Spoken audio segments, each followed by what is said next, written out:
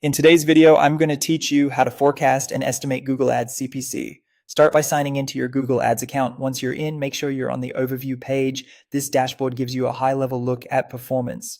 On the performance cards, click the small arrow to open the metric dropdown and switch the metric to AVG, CPC. That quick change shows what you've actually been paying per click.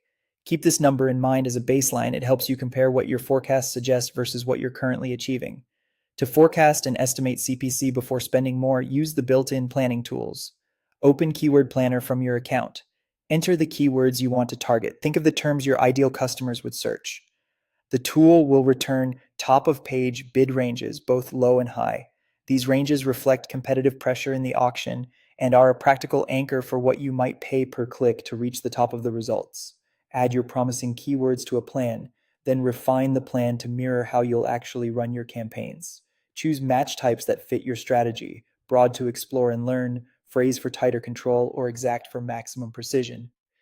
Set your target locations and languages. These settings significantly affect both volume and CPC, so aligning them with your real campaign parameters leads to much more reliable estimates. Next, analyze the forecast panel. You'll see projected clicks, impressions, and costs over your selected time frame. To get an estimated CPC, divide projected cost by projected clicks and try different bid levels and budgets to see how the estimated CPC responds. If your market has clear cycles, adjust the date range to account for seasonality so the forecast reflects reality more closely. Keep in mind these are estimates. Your actual CPC depends on your quality score, which is driven by ad relevance, landing page experience, and expected click-through rate. Improving these elements can reduce what you pay for similar ad positions, so factor ongoing optimization into your planning. If you already have active campaigns, take advantage of the bid simulator in your keywords or campaigns table. When available, open it to see how different maximum CPC bids might have affected impressions, clicks, and total cost.